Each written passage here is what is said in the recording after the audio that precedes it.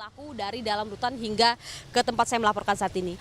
Kalau misalkan kami dapatkan informasi saudara dari petugas dari rutan Salemba yang tidak ingin disebutkan namanya, yang mengatakan bahwa diduga dari tempat saya melaporkan saat ini hingga ke tempat titik ditahannya ketujuh pelaku ini diduga saluran air ini sepanjang 50 meter.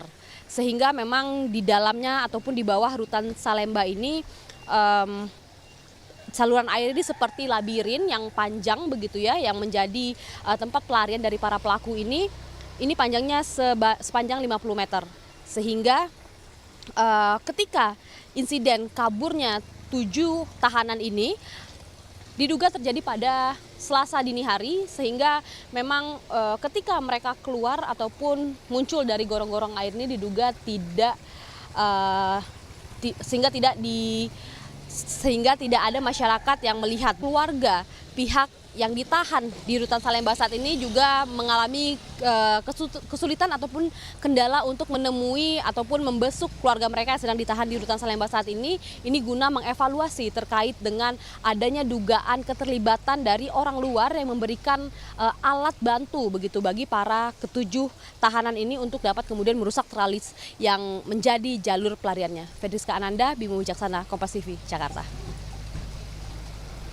Polisi masih mencari 7 tahanan narkoba di rutan Salemba yang kabur. Lantas bagaimana evaluasi terhadap keamanan lembaga pemasyarakatan Salemba?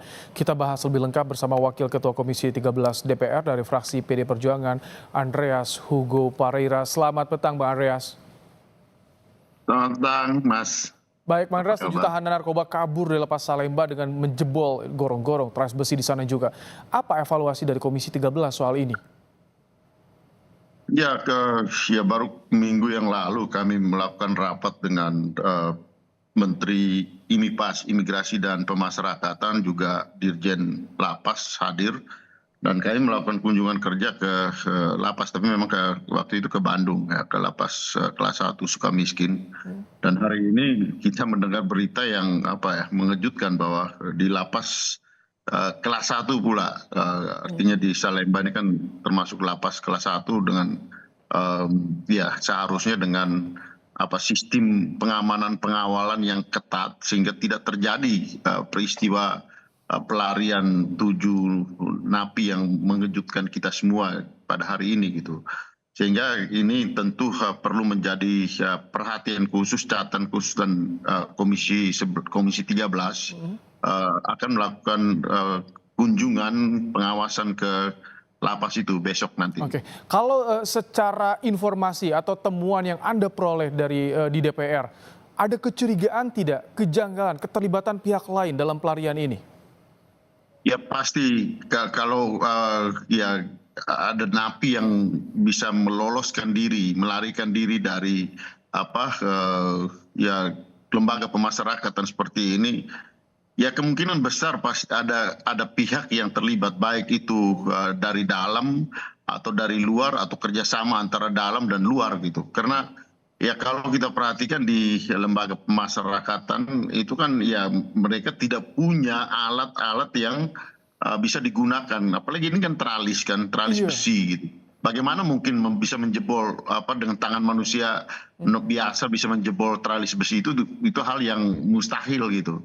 Sehingga pasti ada alat bantu yang digunakan, dan memperoleh alat bantu ini pasti ada tangan lain yang memberikan bantuan, sehingga dengan demikian entah itu dilakukan oleh para napi tersebut, para warga binaan yang merupakan napi yang ada di dalam rumah tahanan tersebut, atau ada pihak lain yang ikut memberikan bantuan sehingga bisa menjebol teralis besi tersebut. Oke. Atensi dari Komisi 13 jika ada kecurigaan itu agar bisa terungkap bagaimana?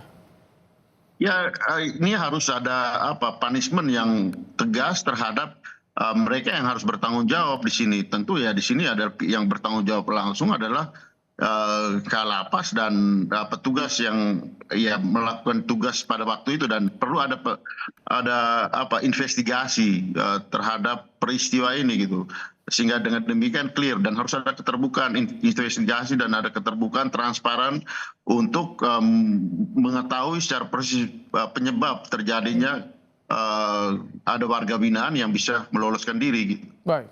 Terima kasih Bang Andreas Hugo Parera, Wakil Ketua Komisi 13 DPR, telah bergabung dalam program Kompas Petang sore hari ini.